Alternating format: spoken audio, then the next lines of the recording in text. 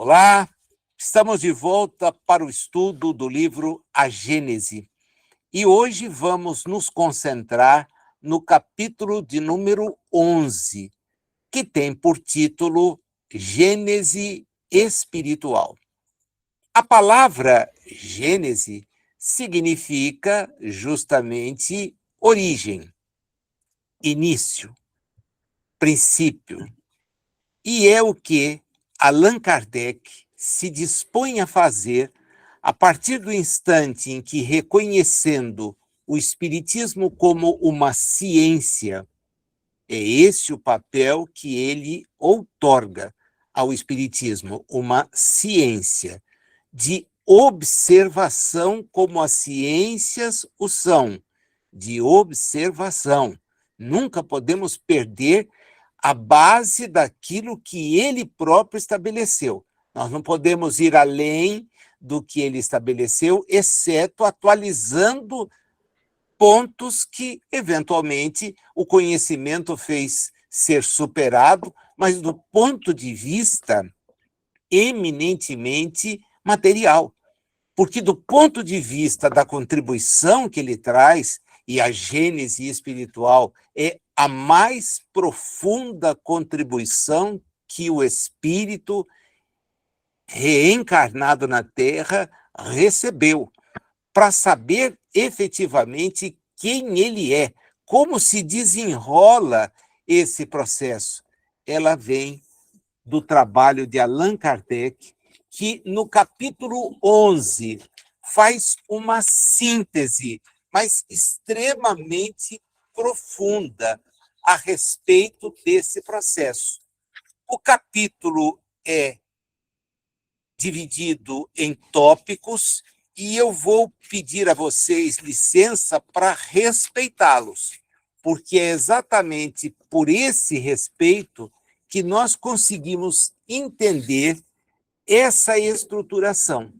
De uma maneira geral, nós aprendemos com o capítulo, e isso decorre do que vinha do Livro dos Espíritos. Aqui, Kardec faz uma análise levando em conta não a transcrição do que os espíritos disseram e seus comentários, primeira edição do Livro dos Espíritos, primeira versão, não a sofisticação das respostas, a ampliação do conteúdo, segunda versão do Livro dos Espíritos, mas agora, num balanço, porque nós estamos chegando próximos do momento em que ele vai desencarnar, e ele tem uma retrospectiva de trabalho ao lado dos espíritos, que é uma retrospectiva muito profunda, a confirmar-se suas anotações na Gênese.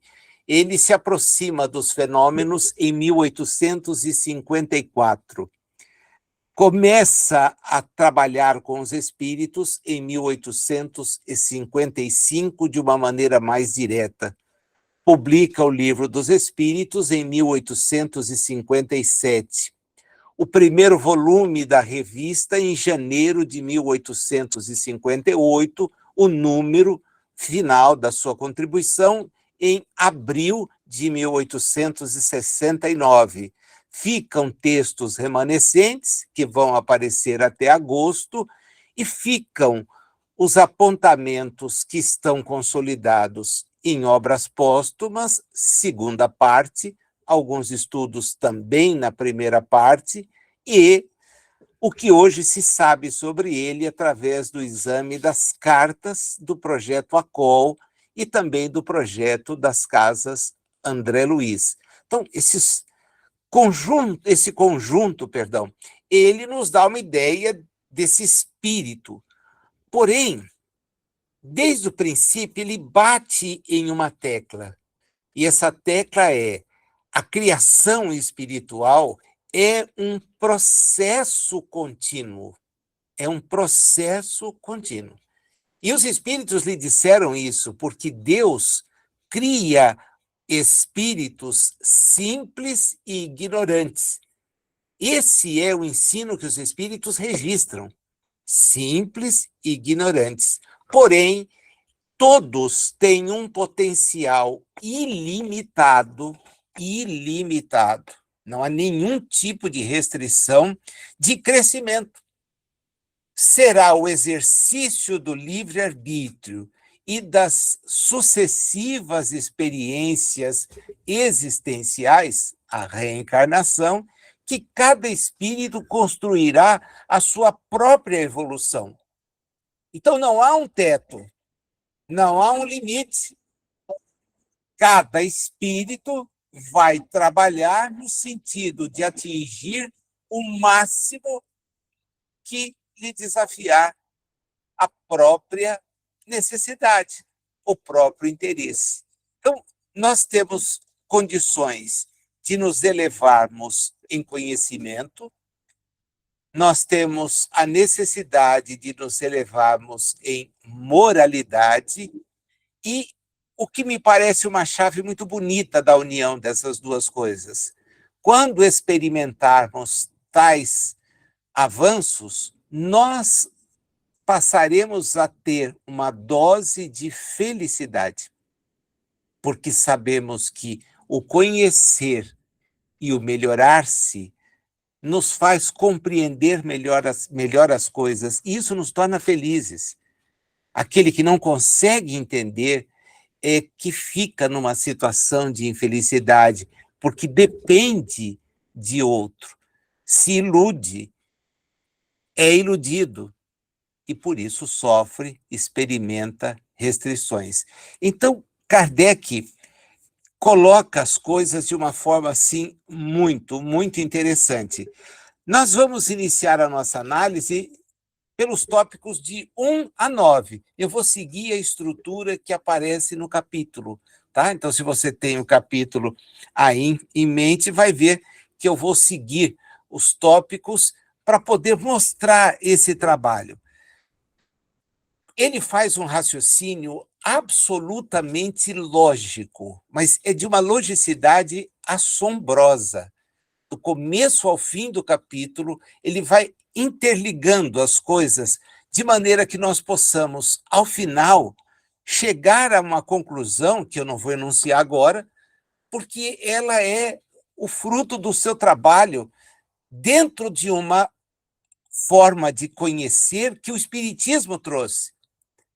São as almas dos homens que viveram na Terra, que, do ponto de vista da filosofia, da religião ou da ciência, não estão na condição em que o Espiritismo as apresenta. Não estão.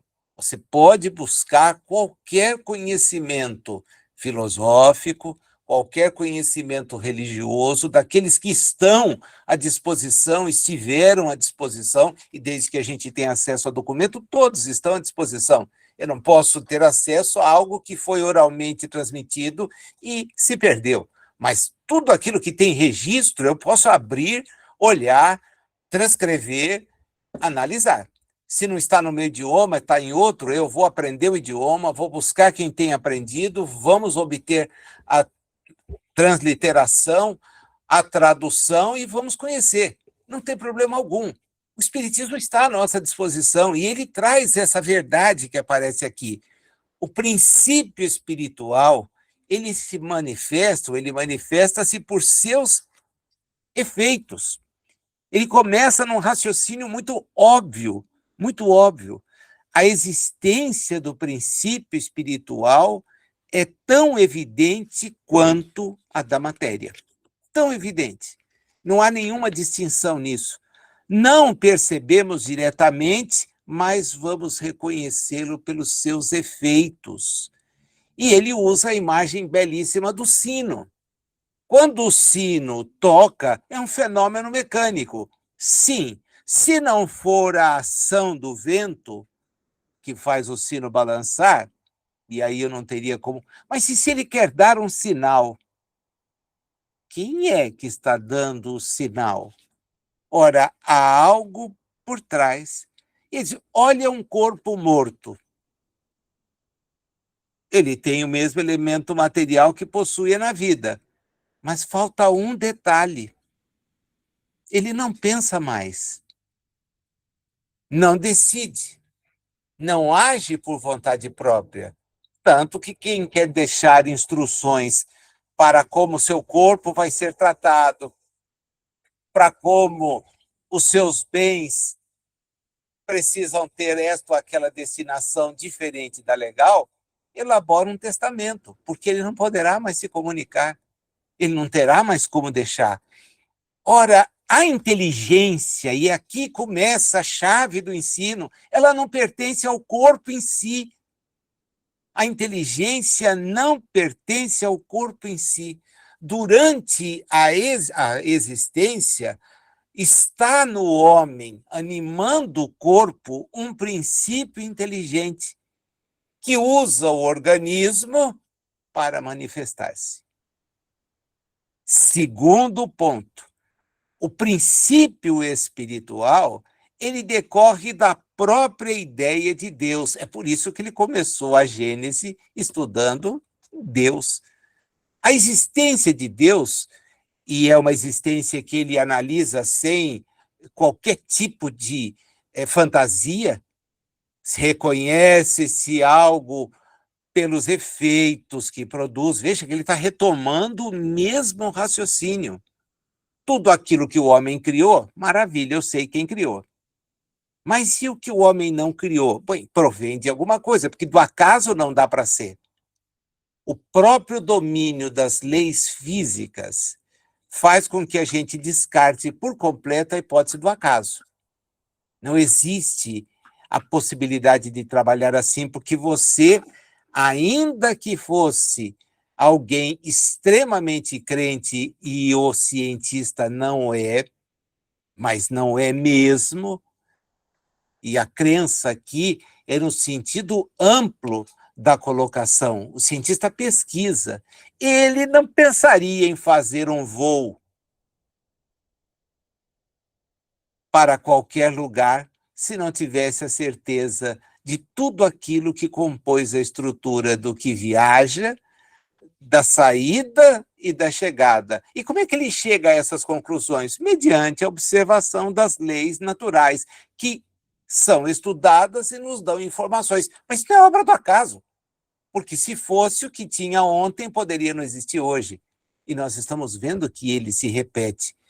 Então não dá para a gente conceber a existência divina, e aqui ele avança para Chuchu, governando matéria inerte. Imagina, então, a presença de uma inteligência suprema para orientar apenas a matéria. Apenas a matéria.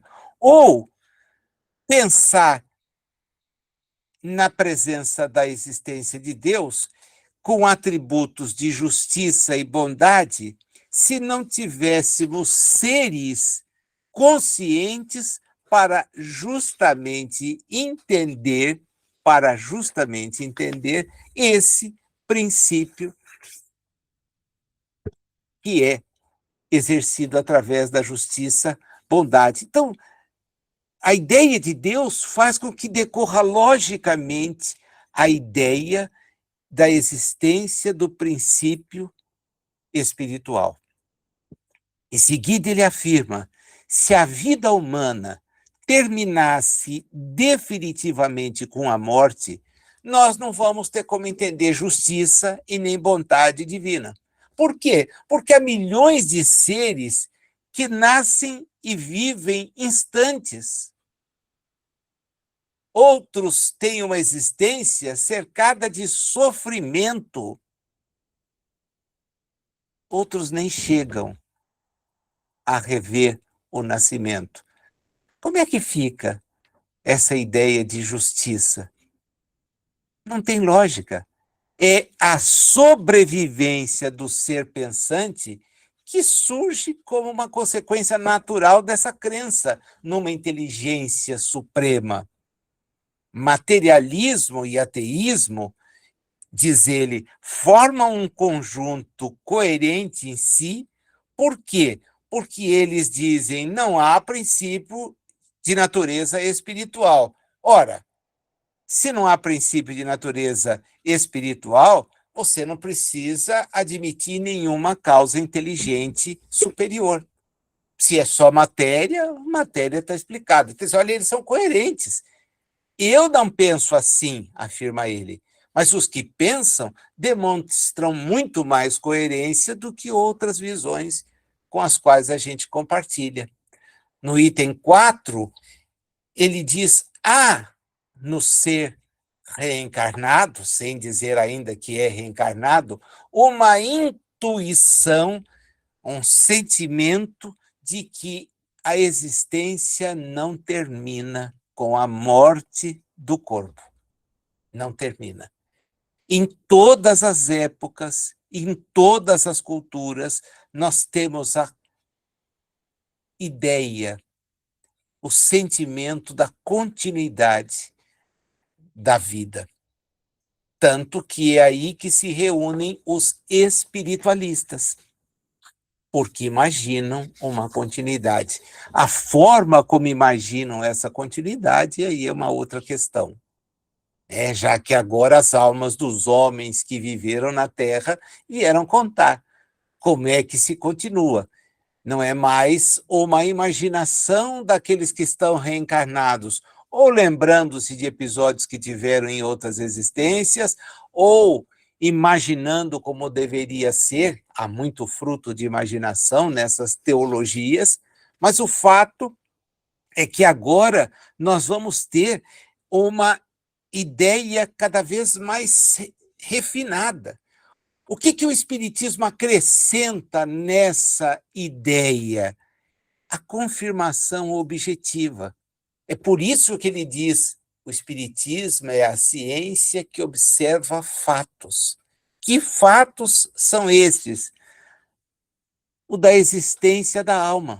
Não mais conjecturada, mas através da demonstração da sobrevivência, da sua individualidade, da sua capacidade de atuar independentemente do corpo físico.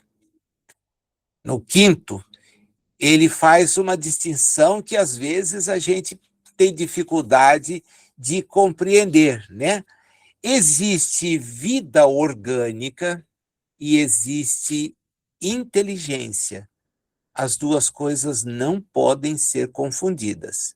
Não podem ser confundidas. Há seres vivos que não apresentam atividade intelectual. Não apresentam. As plantas são assim.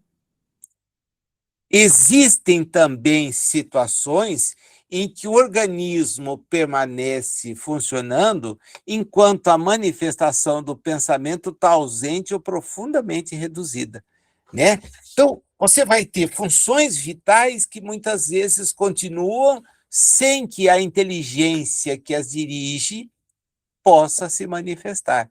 Então, não dá para confundir a vida orgânica, a vida do corpo, com a inteligência, que vem a ser, como nós já estudamos, a manifestação de natureza espiritual. É aí que a gente encontra a manifestação de natureza espiritual. O princípio espiritual, portanto, é o que vem logo em seguida, não pode ser reduzido à matéria, porque se ele fosse a transformação da matéria, ele está sujeito às mesmas regras que os fenômenos materiais estão. Então, a inteligência vai desaparecer com a desagregação do corpo. É assim que pensa a ciência. É assim que ela pensa. Olha, ela volta a ser matéria.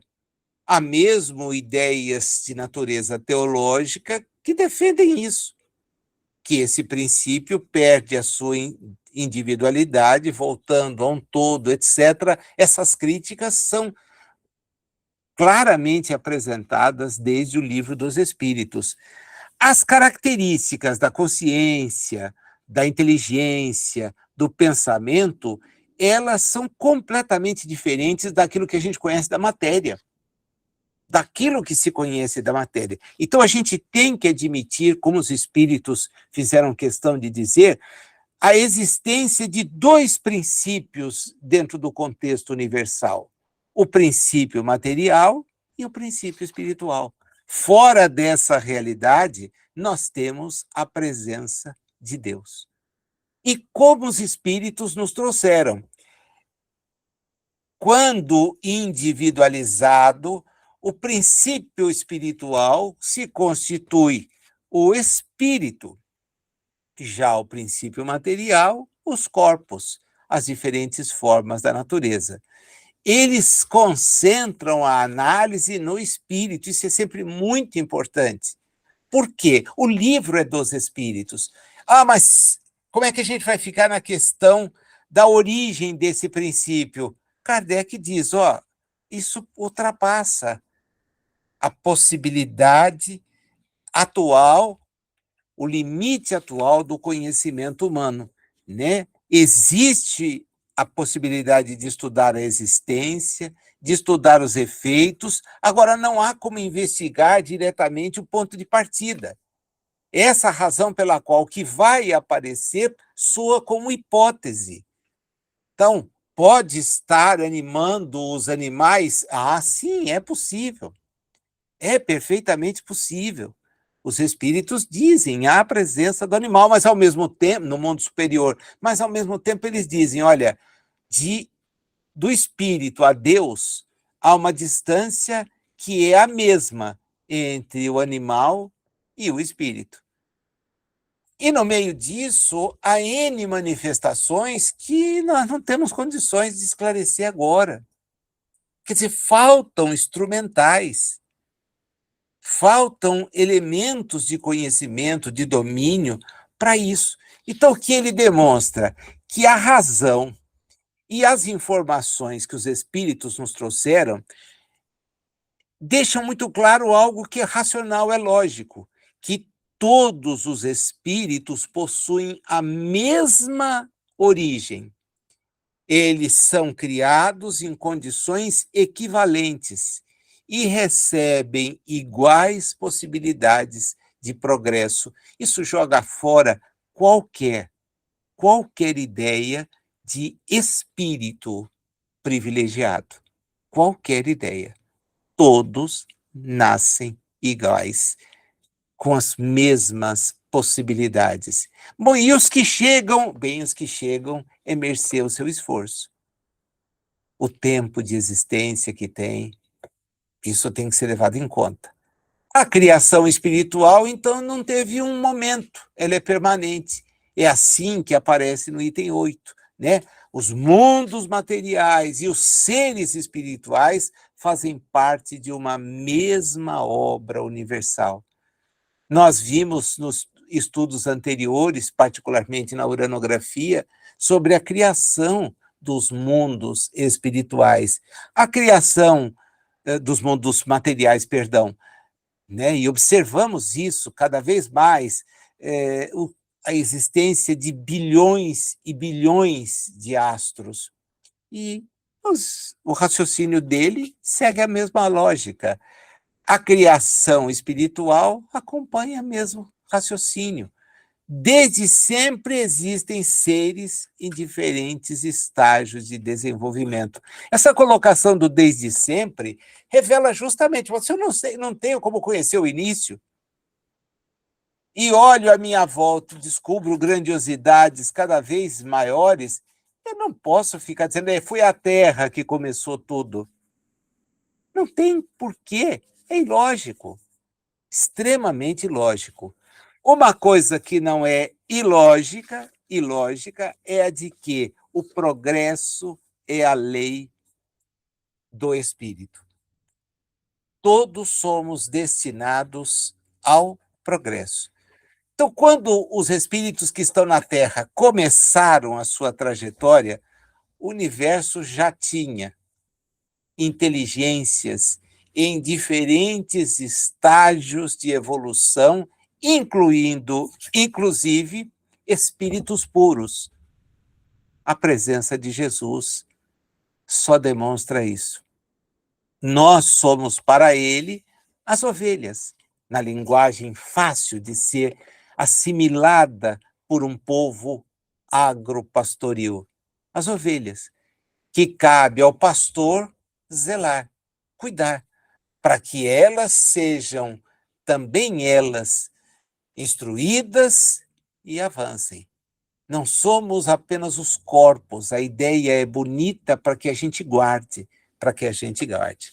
Vejam vocês que nesses 9 itens nós temos uma escada filosófica, mas é uma escada muito clara. Deus, princípio espiritual, sobrevivência da alma, distinção entre vida e inteligência, dualidade matéria e espírito, igualdade na criação, criação contínua, progresso universal. Isso é uma escada filosófica. Ninguém que bata os olhos nisso, fazendo uma análise bem ponderada, pode jogar fora, imaginando que isso é algo criado. Não, isso é algo raciocinado. Raciocinado. A partir de um fato, de uma observação, você deduz as consequências. A troca de ideias com os espíritos permite isso. Bem, e como é que as coisas funcionam? É necessário que o princípio inteligente, então, se una à matéria. É aí que a gente tem a segunda seção do capítulo. A partir do item 10, ele vem mostrar, primeiro, o corpo como instrumento da evolução. Para desenvolver as suas capacidades, o espírito precisa atuar sobre a matéria. Ele não pode progredir do ponto de vista espiritual, ninguém disse isso. Ninguém nunca disse isso. Acontece que é a primeira vez que nós estamos admitindo a realidade de um campo espiritual. E admitindo essa realidade, não como hipótese, mas conversando com quem está nela. Naquele momento, o raciocínio não podia ser diferente. Não podia ser diferente. Quando mais tarde, dominada essa informação, nós vamos ter notícias sobre a presença de escolas, sobre a possibilidade de um aprendizado mais profundo, da prestação de um serviço efetivo em relação ao próximo, nós já temos essa base. Até ali não se tinha. Não se tinha, é por isso que ele perguntava em O Céu e o Inferno, como é que você está? Porque as condições eram estas. Era esse caminho. Ah, mas não podia ter avançado. Não dá para a gente ficar no raciocínio do não podia. Não dá. Porque até hoje, aquilo que ele fez, o raciocínio que ele desenvolveu, ou é desprezado por alguns, dizendo ser obra que quer nos prejudicar, coisas malignas, ou é desconsiderado por quem quer aprendê-lo sem esforço, sem um estudo metódico, e simplesmente fala de espiritismo como quem está falando de qualquer outro assunto. Quer dizer, ainda não mostrou maturidade nem para entender o que é a doutrina da qual ele se aproxima. Toma por religião e aí enche de ritos, enche de coisas que não têm sentido nenhum, mas não tem capacidade para parar e pensar que aquilo não tem sentido. Repete, é papagaio. Repete. Ah, essa prática já tinha aqui 30, 40 anos. E vocês? Ah, nós continuamos. Pomba, se a lei é progresso, se a lei é progresso, por que você papagaia desse jeito? Ah. Ou então, acha que isso é uma maneira de mudar a forma de ter sucesso no mundo. O sucesso advém do progresso, do avanço intelectual, moral. É isso que traz a sensação da felicidade. A gente já anunciou isso logo no início, né? O corpo, então, é um instrumento de trabalho do espírito, que vai se valer dele para poder avançar. No item 14, ele já deixa, no item 11, ele já deixa categorizado: o espírito participa da construção do próprio corpo. O organismo não é apenas uma estrutura que recebe o espírito passivamente. O próprio espírito influencia progressivamente a formação dos instrumentos que necessita.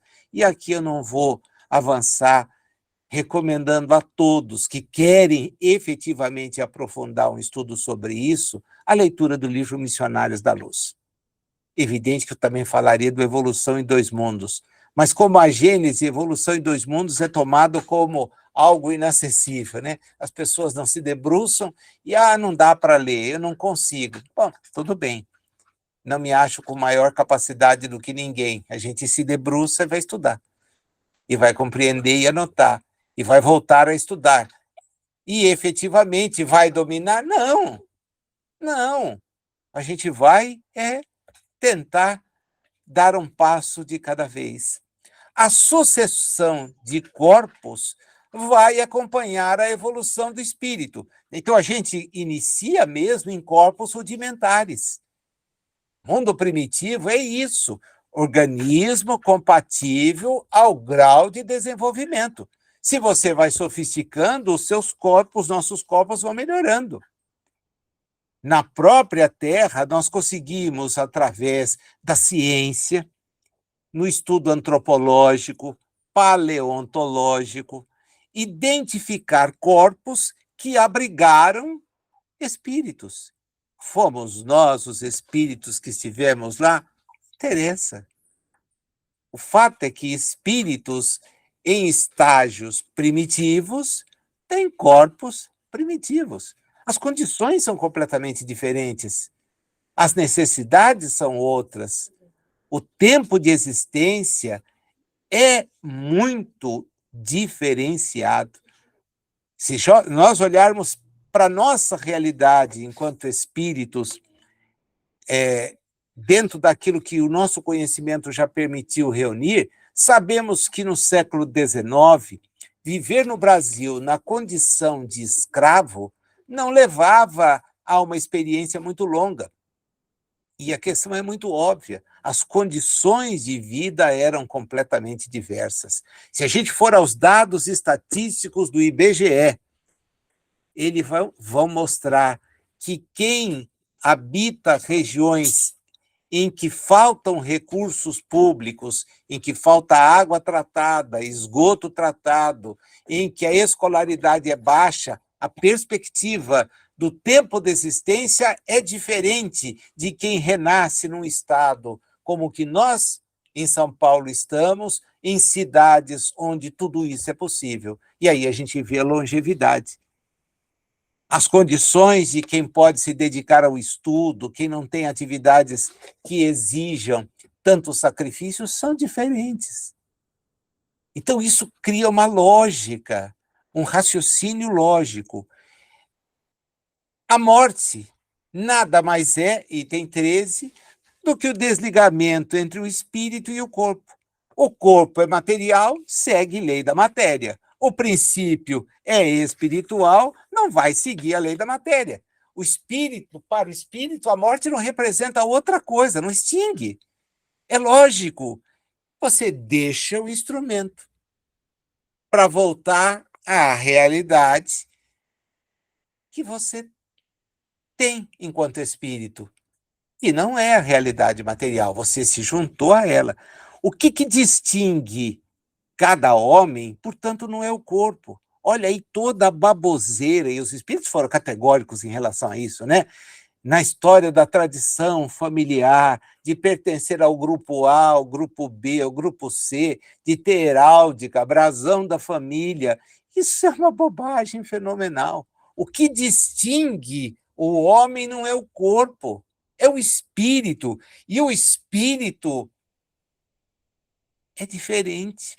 O homem tem, como as leis biológicas nos afirmaram, e nós pudemos atualizá-las no nosso último encontro, Kardec já havia anunciado isso, nós fomos ampliar para mostrar o que a ciência já comprovou. À época, ele faz um anúncio da sua observação. A ciência hoje demonstra, né? Nós temos, como os animais, o mesmo tipo de constituição. O corpo tem, o espírito não. A distinção está justamente aí. O princípio espiritual pode manifestar-se Nos animais, a gente vai ver uma hipótese, porque o que a gente examina para valer é a manifestação no corpo do homem, do homem. No item 15, ele analisa, já dentro de um outro bloco, né, a questão da possível origem biológica do corpo humano. Os cientistas hoje olham os primatas e concluem que o corpo humano poderia ter se desenvolvido a partir de formas biológicas anteriores. Quando a gente vê uma pesquisa que envolve justamente isso, chega à conclusão que os cientistas enunciam. Kardec considera isso perfeitamente compatível com a visão espírita. E ele diz ainda um pouco mais: o corpo humano surgiu dentro de um processo evolutivo ligado a espécies precedentes, o que não altera de maneira alguma a natureza do espírito. Os primeiros espíritos humanos que encarnaram na Terra usaram os organismos que a Terra tinha, e não outros, e não outros. Usaram aqueles. Não receberam um corpo criado para aquilo, não. Influenciaram a transformação do corpo. E aí a gente percebe claramente que a origem biológica do corpo não define a natureza do ser. É o espírito que continua sendo o elemento principal e distinto desse processo. Então, há um elo perdido. Enquanto não se admitir a existência do espírito, vai se ficar procurando um elo atrás do outro. E nunca vai se fechar o raciocínio. Porque é o espírito quem influencia. Kardec apresenta aqui, gente, uma hipótese explicativa que é altamente categorizada. Ele não a erige em princípio da doutrina, porque ele não tem essa informação, olha, não dá para saber a origem. Então, não cria uma hipótese que vai te fazer quebrar. Agora, apresenta a sua hipótese, porque ela pode vir a ser confirmada amanhã. Mas não da maneira como se busca comprovação, porque nós estamos falando de elemento espiritual. A evolução em dois mundos, me parece, respeitando opiniões contrárias, a grande contribuição que o espírito André Luiz nos dá a respeito do assunto. E efetiva essa contribuição. Vão nos dizer, mas isso não está em Kardec. Kardec aponta a hipótese, mas não tem elementos para trabalhar e nem tempo. Nós estamos falando do seu último livro. Vai desencarnar na sequência.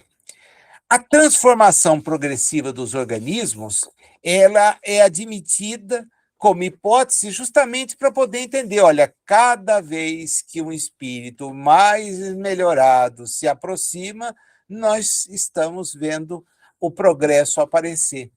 Ele vem aparecer. Os processos naturais vão ocorrendo gradualmente. E é razoável supor que lá atrás nós tenhamos diferenças. Os corpos são rudes, mas o espírito tem condições dele se aproximar, talvez pela sua própria rudeza.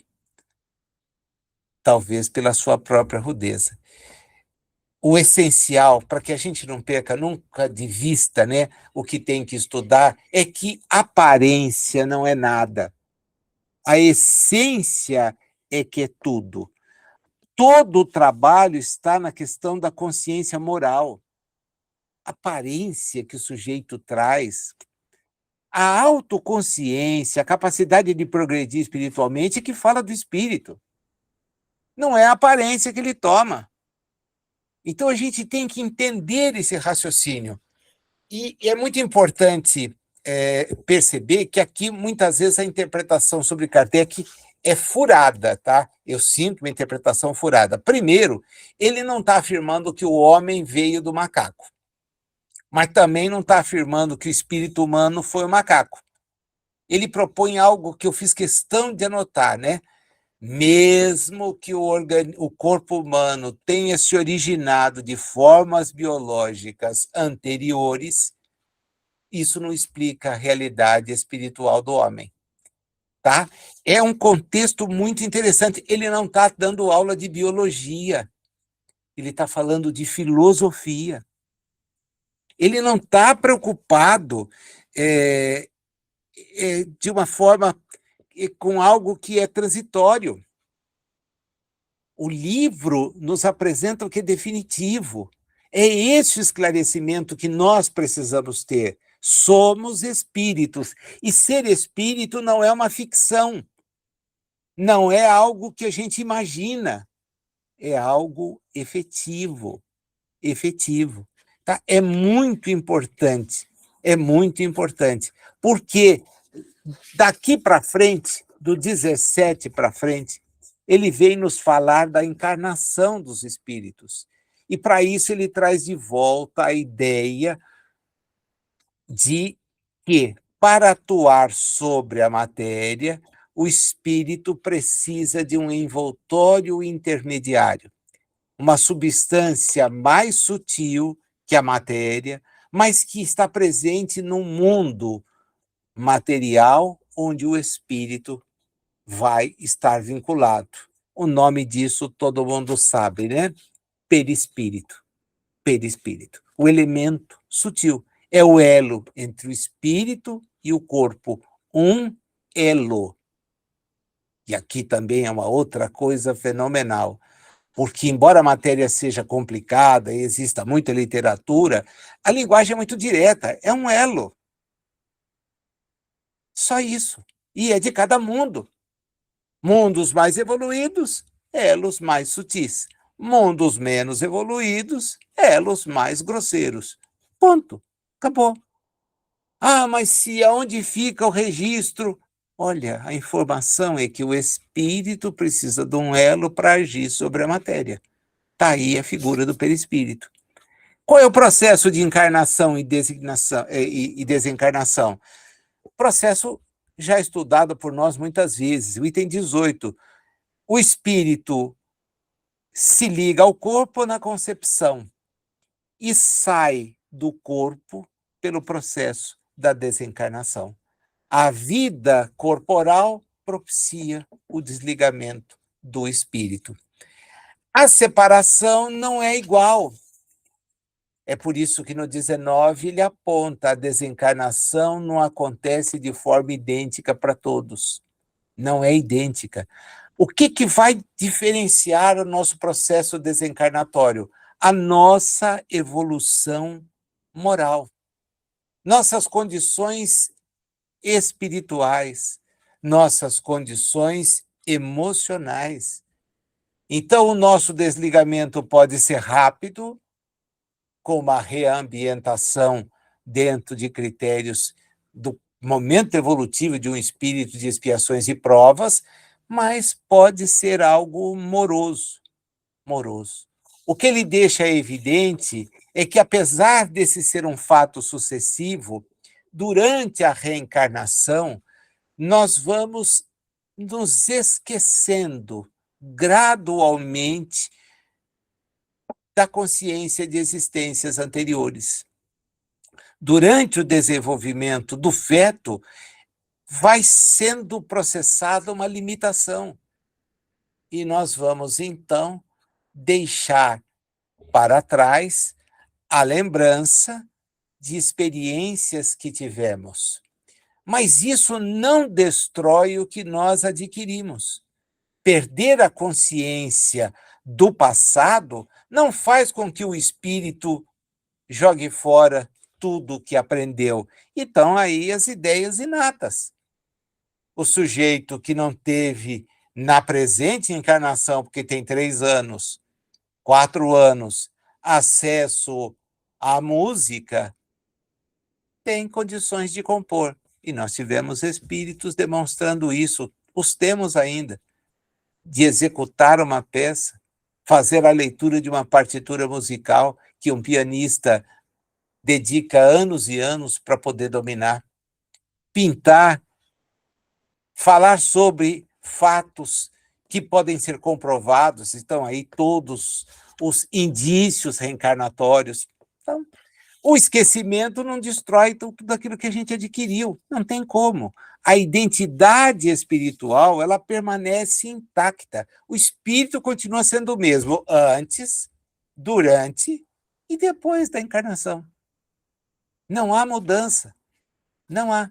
É por isso que a gente tem esse período em que a lembrança do passado não aparece, para poder corrigir aqueles pontos que nós sabemos falhamos, né? Passamos pelo reino animal, esse é o ponto do item 20, eu já antecipei de certa forma, né? Diz, olha, não dá para dizer que sim, não dá, né? Não dá para dizer que sim. E também não dá para jogar. Por quê? Porque eu não consigo entender as coisas que estão nesse meio de tempo. Algo é muito claro, e ele deixa isso muito claro, né? O que caracteriza verdadeiramente o ser humano é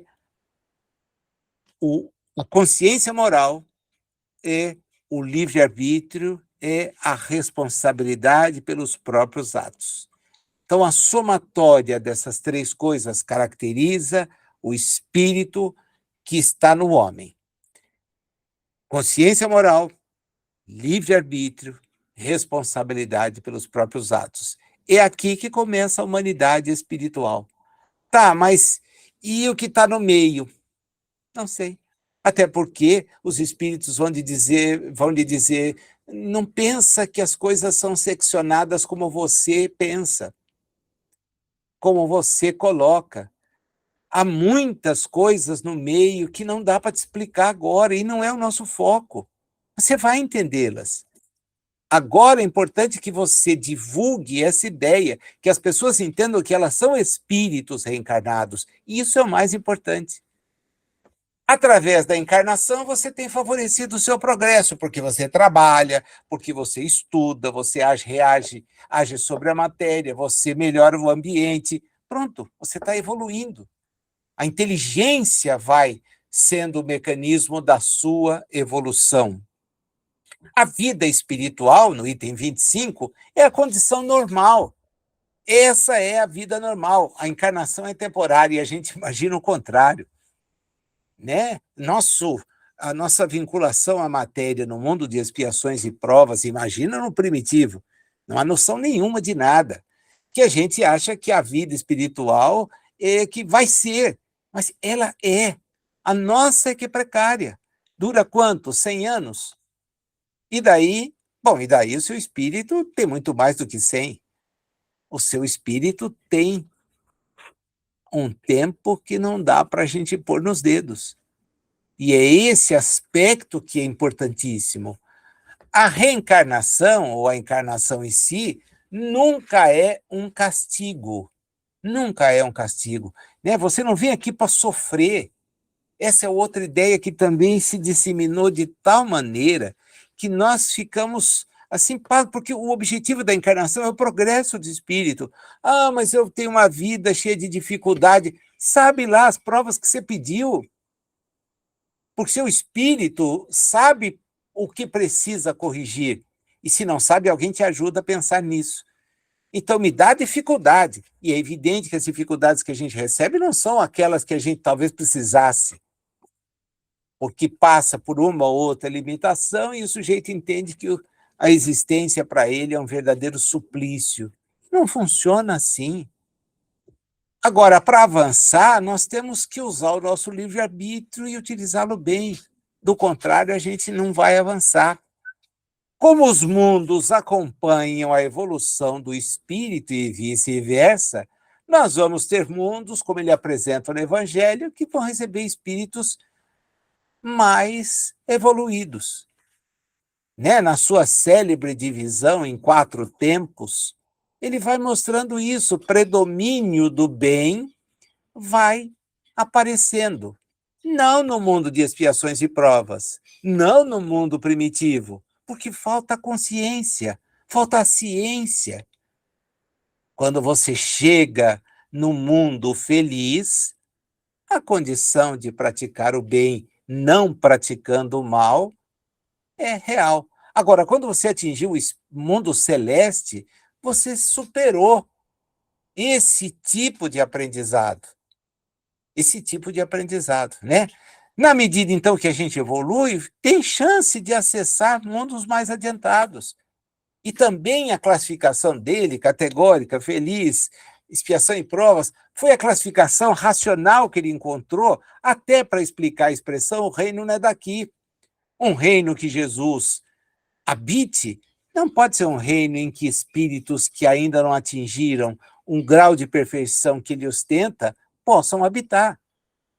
Né? Lembra quando se é relato verídico do Evangelho, a mãe de João e Tiago diz, olha, eu queria que um sentasse na sua esquerda e outro na sua direita no seu reino. Ele disse, olha, o pedido de uma mãe é difícil da gente negar, né?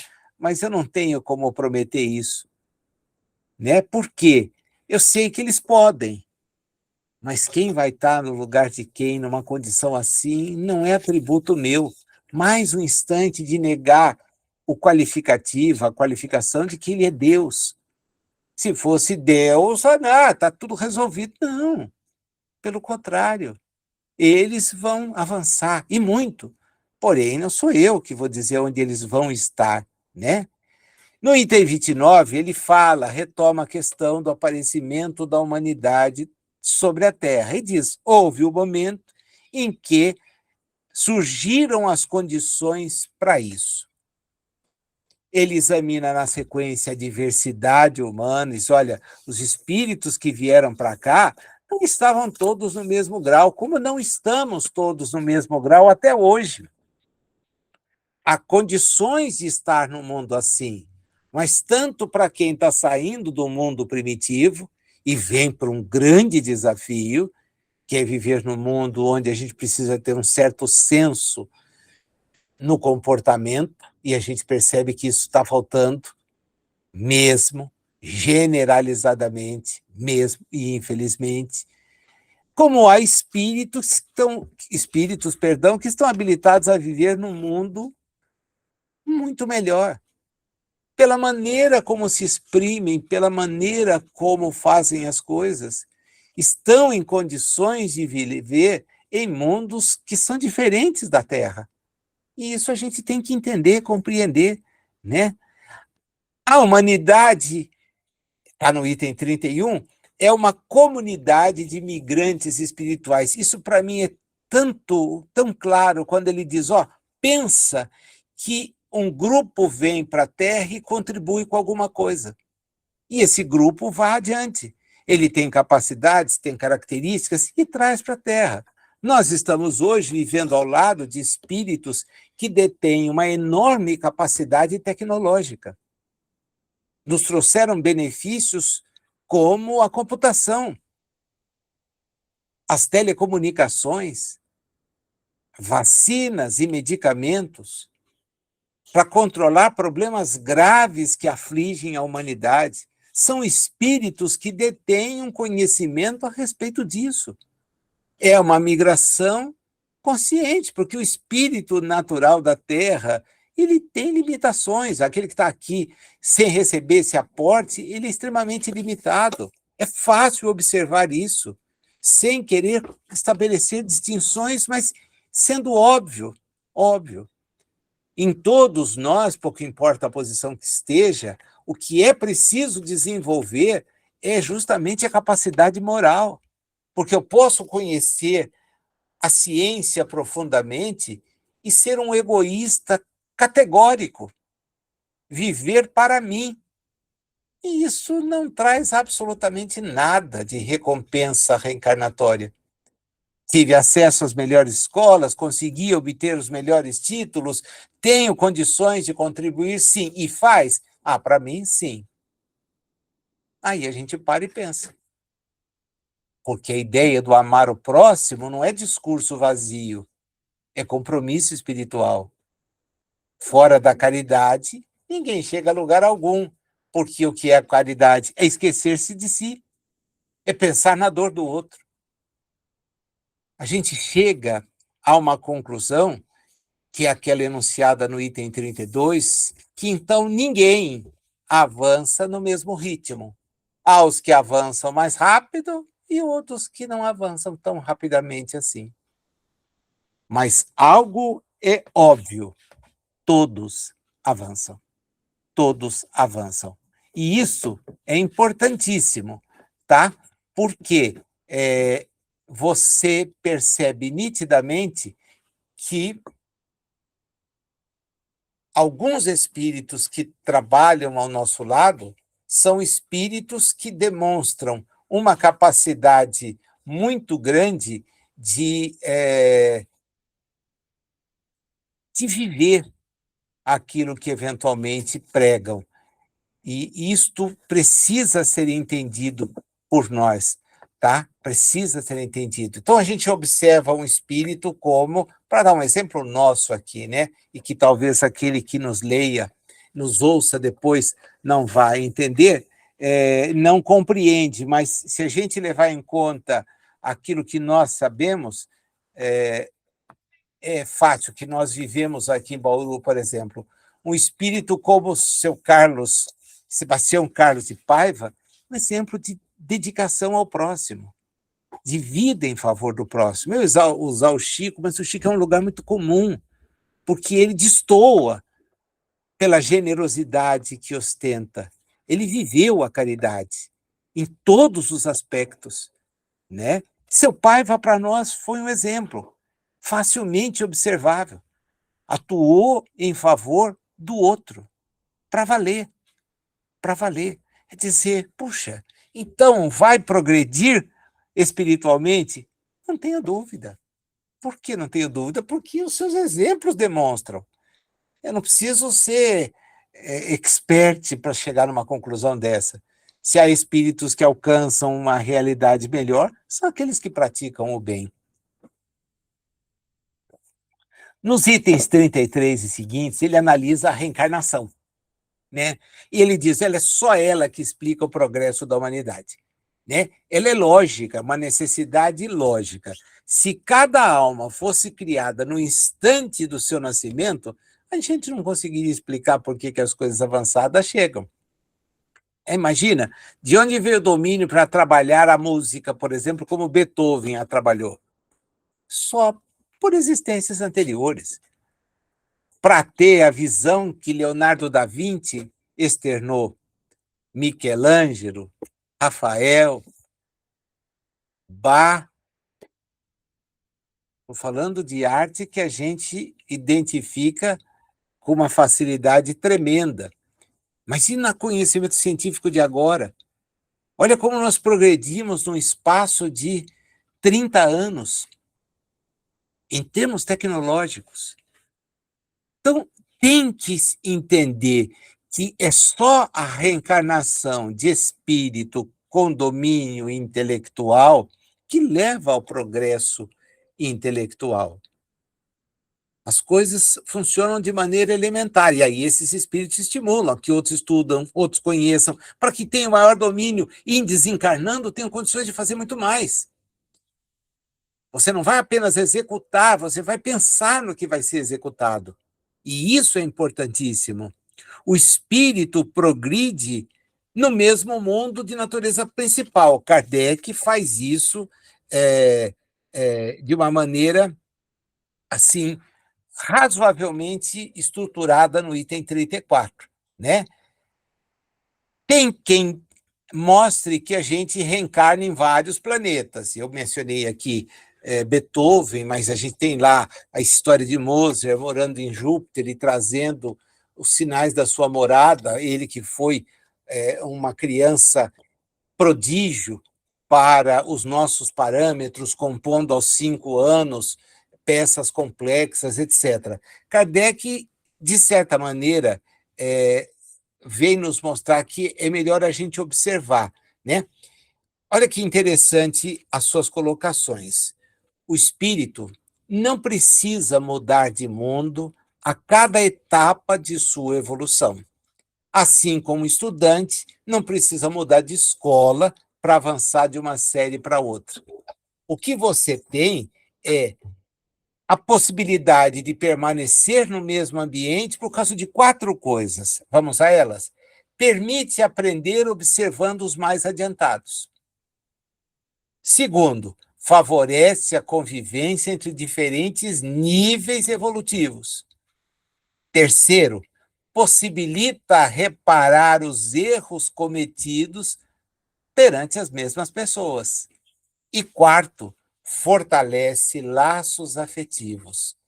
Então, essa mudança constante talvez nos fizesse afastar daquelas pessoas com as quais precisamos nos afinizar. Né? É um item profundíssimo. Né? Eu me lembro de ter feito uma exposição só sobre ele, tá? Porque eu vejo, às vezes, colocações, e já li, apresentadas em obras mediúnicas, que são um pouco diferentes desse raciocínio, que é perfeitamente lógico de se compreender. Lógico. Ele fala sobre as emigrações e imigrações de espíritos, itens 35 a 37. A circulação permanente entre os 2 planos de vida é uma migração. Então, entre uma encarnação e outra, a gente tem uma vida espiritual e tem uma população que a Terra não vê, mas que está aqui. As 2 humanidades, a terrestre e a espiritual, não são separadas. Elas estão apenas em 2 aspectos de uma mesma comunidade. Tá? A cada nascimento, a gente volta à experiência corporal. A cada morte, a experiência da vida espiritual. As grandes transformações coletivas existem, item 36.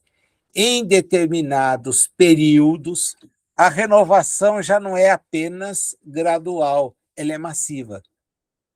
Então, você tem uma grande destruição de corpos com a reencarnação de espíritos no lugar daqueles que são daquela experiência levados. Os que partem ficam na realidade espiritual, mas que pode ser completamente diferente. E a desencarnação coletiva produz, evidentemente, um choque naqueles que ali estão.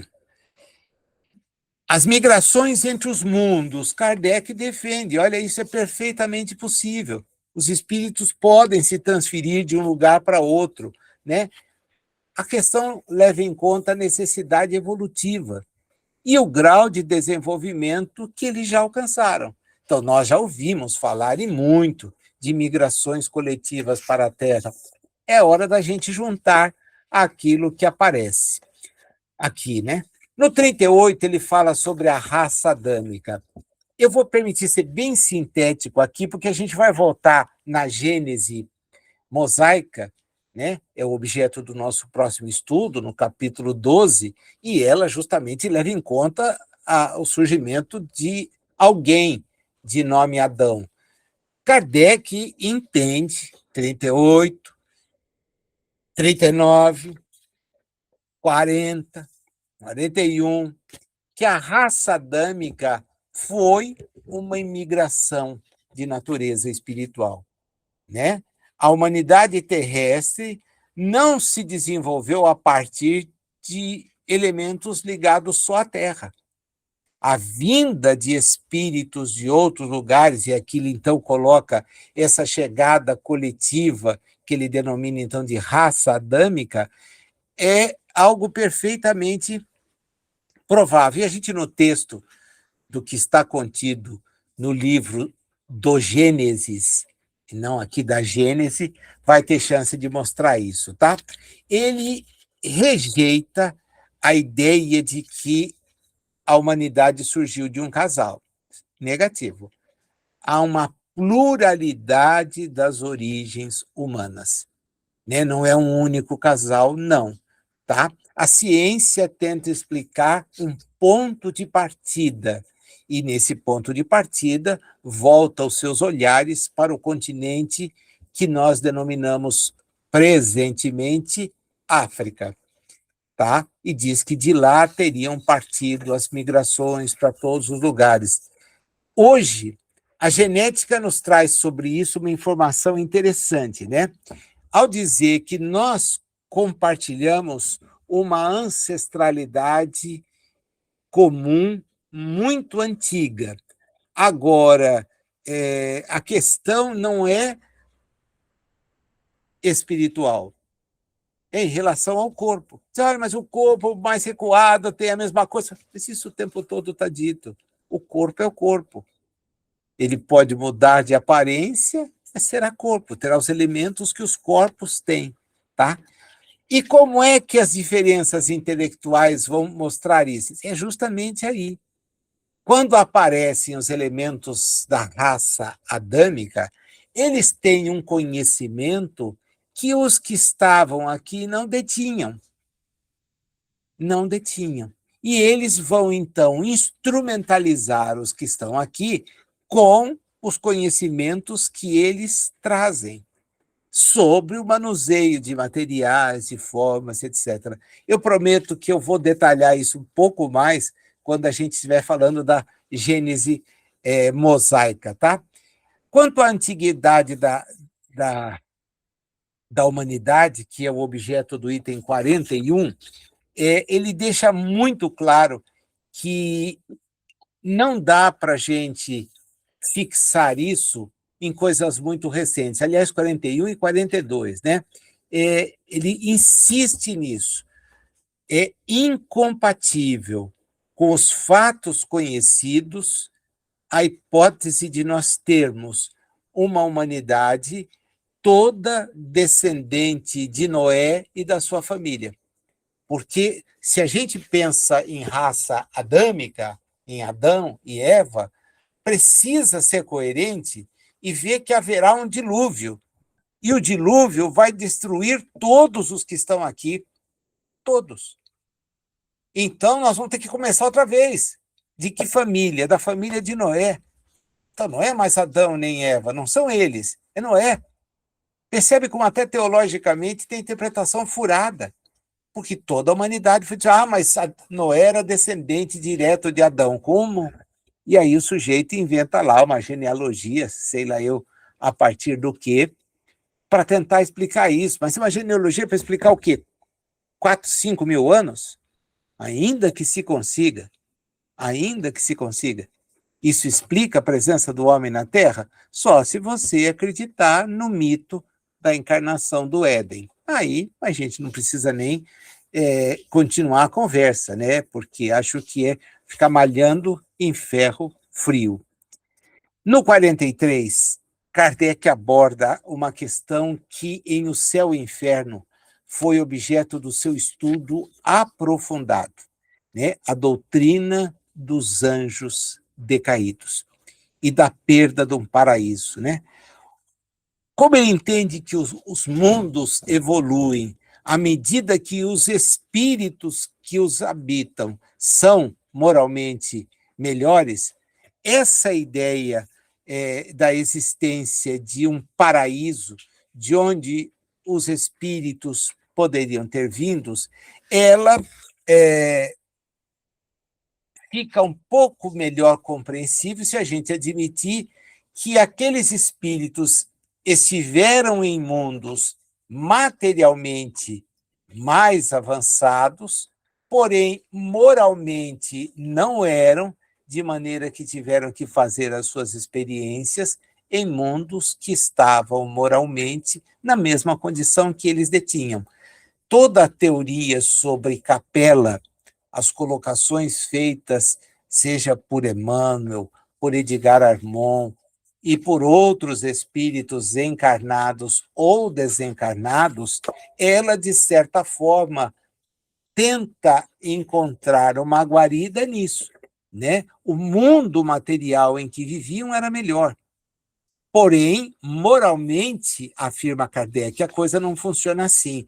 Olha como ele diz: alguns espíritos, embora intelectualmente desenvolvidos, permanecem ligados ao egoísmo, ao orgulho e à rebeldia diante das leis divinas.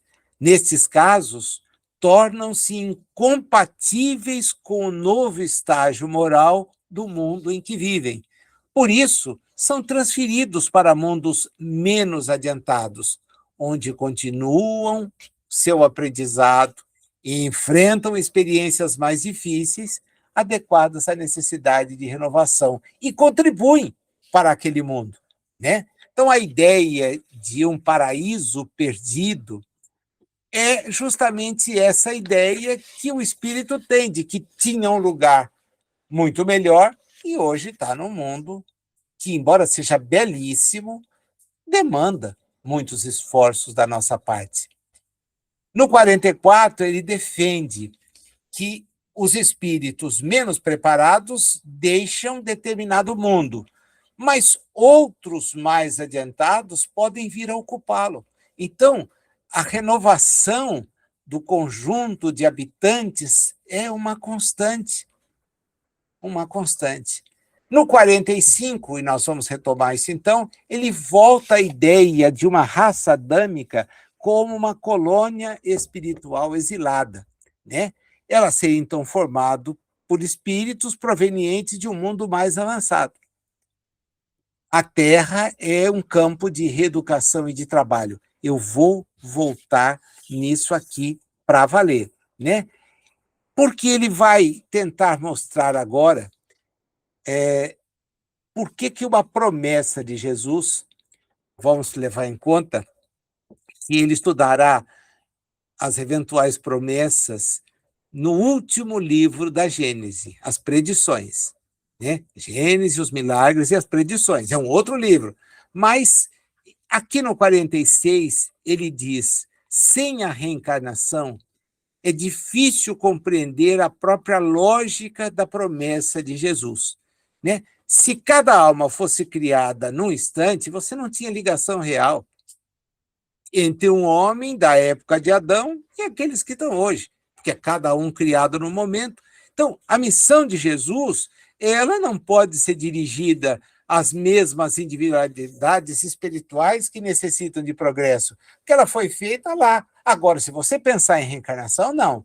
Aí você tem condições de compreender, né? Kardec interpreta o chamado pecado original como uma culpa, não como uma culpa que você herdou do passado, mas da sua própria imperfeição, a sua própria imperfeição.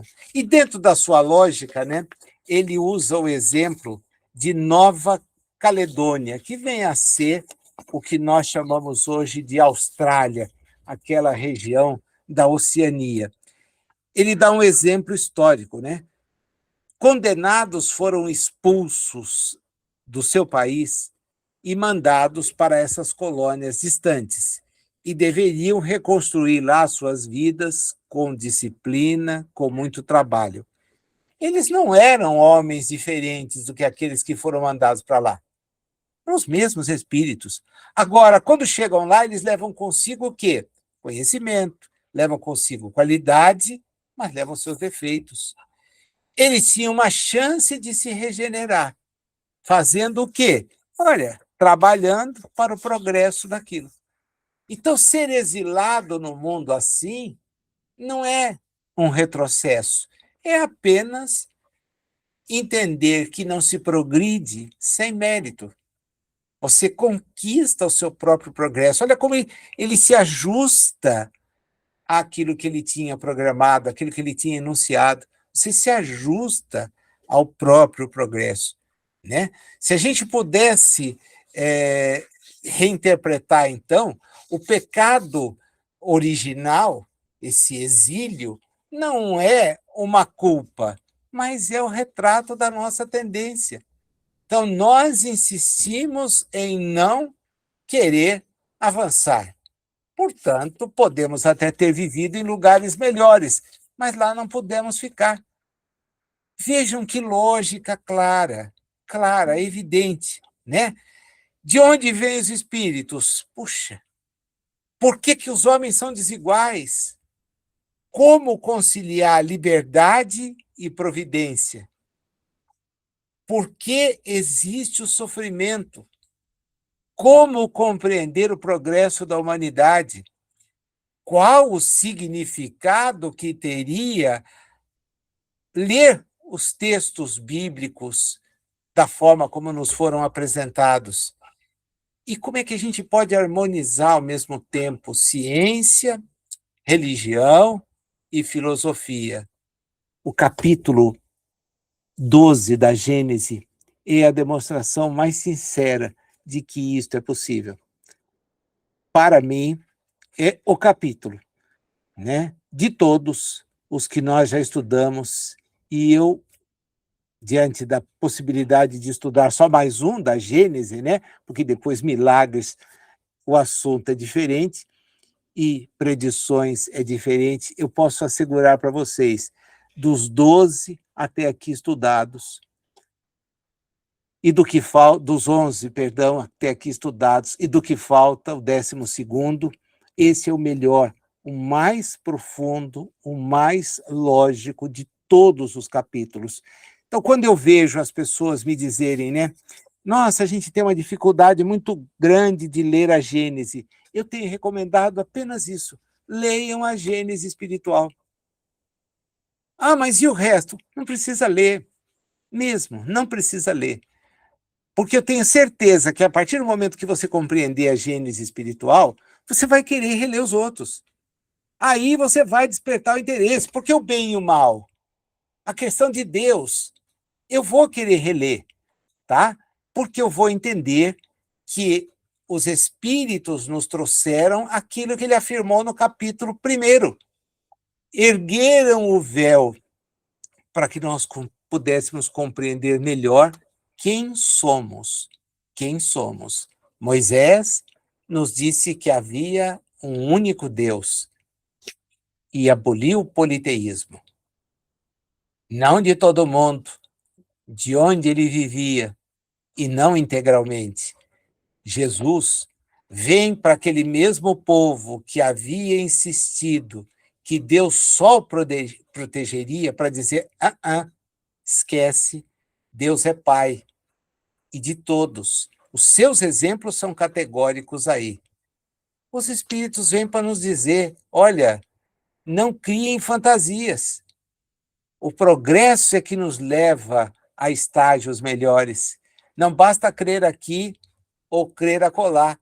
É o progresso de cada um que há de nos levar. É muito material para estudar, não é? Eu aguardo você no nosso próximo encontro. Obrigado. Até aqui.